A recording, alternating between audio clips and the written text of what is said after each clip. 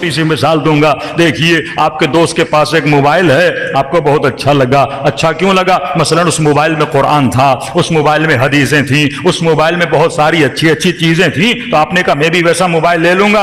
अब आप भी मार्केट में गए, कौन सा मोबाइल है, कौन सा मॉडल है, उसने सब कुछ बता दिया। अब आपने वैसा मोबाइल ले लिया। अब आप दोस्त को कहने लगे मोबाइल तो ले लिया है लेकिन इसमें कुरान नहीं चल रहा, इसमें हदीसें नहीं है। तो दोस्त क्या कहेगा? भाई मोबाइल जैसा मोबाइल लेने से कुरान नहीं चलता। जब तक मेरे मोबाइल में जो डेटा है अपने मोबाइल में ट्रांसफर नहीं करते तब तक कुरान नहीं चलेगा। तो मजलिस का मतलब यह है जो हुसैन का डेटा है, असहाब हुसैन का डेटा है, वो मोमिनीन के जहनों में ट्रांसफर कर दिया जाए। हाँ?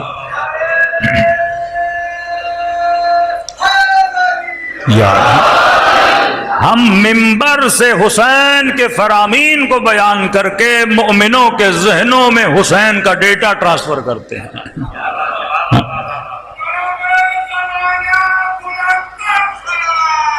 अल्लाहुम्मा सल्ली अला मुहम्मद। देखिए एक तो टेक्नोलॉजी के हिसाब से केबल चाहिए होता है, ब्लूटूथ के जरिए केबल के जरिए डेटा डाला जाता है। ये जो कलिमात आप सुन रहे हैं, कलिमात की तो कोई वैल्यू नहीं है। अलिफ बे ते की क्या वैल्यू है? हाँ, ये जितने लफ्ज बोल रहा हूं अलिफ बे ते है। अब आपकी तवज्जो अलिफ बे ते पे नहीं है, आपकी तवज्जो मफहूम पे है जो आप सुन रहे हैं। तो लोग कहते हैं अहले बैत का काम क्या था लोगों के लिए, मकसद खिलकत अहले बैत या अंबिया क्या था? अल्लाह ये चाहता है एक बातिन है, उस बातिन को जाहिर किया जाए।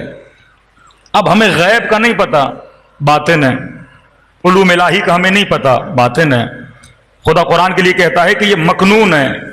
मकनून की मिसाल बिल्कुल इस तरह है जिस तरह आपने जमीन से पानी निकालना है, कई सौ फीट आपने नीचे जाना होता है। एक पहाड़ से आपने कोई मादिन निकालने हैं तो पहाड़ को खोदना पड़ता है। कहा यह किताब मकनून है और इसे वो जानता है जो रासिखून फिल इल्म है, जिन्होंने रुसूख किया इल्म के अंदर।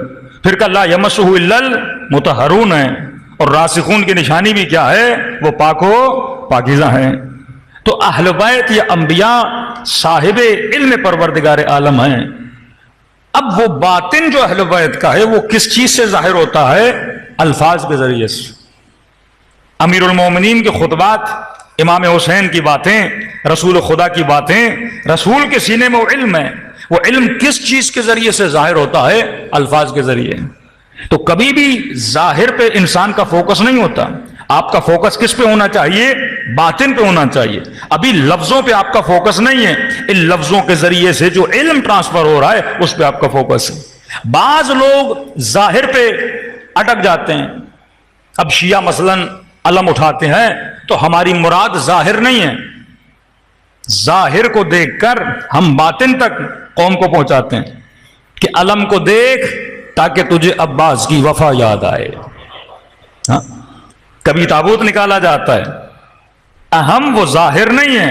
ताबूत को देख ताकि जहन करबला की तरफ मुंतकिल हो के मौला या लैतना कुन्ना माकुम फअफूज माकुम, ऐ काश हम करबला में होते तो हुसैन के जनाजे को तशरीह करते।